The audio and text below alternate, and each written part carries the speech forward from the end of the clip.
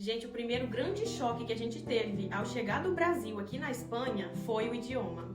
Porque a gente não teve tempo de se preparar, de estudar o idioma, o mínimo que fosse. Foi tudo assim muito em cima da hora. Eu vou gravar outro vídeo trazendo o porquê nós viemos para a Espanha, como foi a nossa imigração, vou estar compartilhando também esse processo.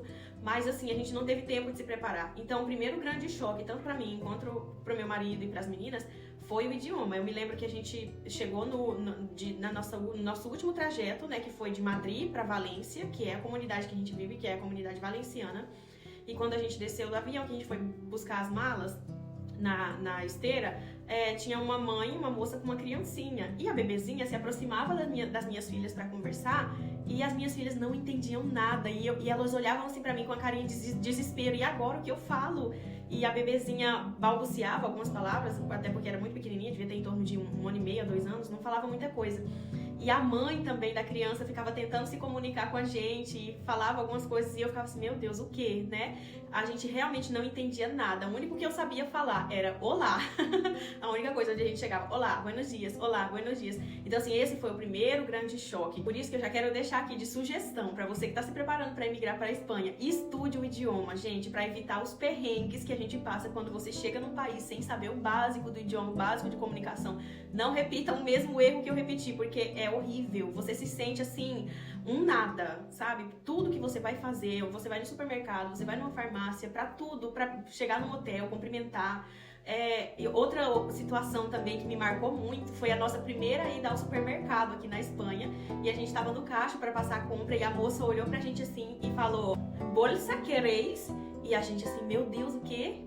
Como? A gente não conseguia entender. E aqui eles chamam sacola de supermercado de bolsa. Então ela tava perguntando se a gente queria uma sacola, porque aqui você tem que comprar a sua sacola no supermercado. Não é igual no Brasil, que o supermercado te fornece a sacola para você levar suas compras. E foi uma situação assim que me marcou muito, que a gente ficou ali alguns segundos tentando raciocinar o que a moça tava falando, gente. Ela tava simplesmente perguntando se a gente queria uma bolsa para levar as compras para casa. Então assim, são coisas assim pequenas, mas que com o tempo aqui, conforme você vai conhecendo o idioma, você para prestar atenção assim, fala, cara, era uma coisa tão simples de entender, né? Mas já conhecendo o idioma, se você não tem o básico de noção do espanhol, você vai ficar totalmente perdido. E daí essa mesma moça desse caixa, nesse dia, logo seguinte, ela perguntou, efetivo ou tarjeta? E a gente não fazia ideia do que ela tava falando. Aí ela foi e mostrou lá se a gente ia pagar com cartão, que aqui fala tarjeta, cartão, ou dinheiro, efetivo. Então são perrengues assim que de cara. E quando a gente entrou no avião também, que a gente pegou o voo de Guarulhos para Madrid, a tripulação já era toda espanhola. E ali a gente já viu assim como a nossa comunicação estava pobre pro espanhol. A gente ia passar perrengue ali, a gente já teve certeza. Então aqui nesse vídeo a dica principal para você que está se programando para viajar para a Espanha, seja para viver ou para visitar, de turista, para passar um tempo, é estudar o básico do idioma, de cumprimentar, quando você for em algum local para solicitar alguma atenção, é muito importante, pelo menos o básico, porque realmente você passa muito perrengue. Quando a gente está no Brasil, a gente tem aquela ilusão. Não, porque o espanhol é muito parecido com o português, são palavras parecidas, né? Que você vai ler algum texto em espanhol, você encontra ali realmente, as palavras são parecidas.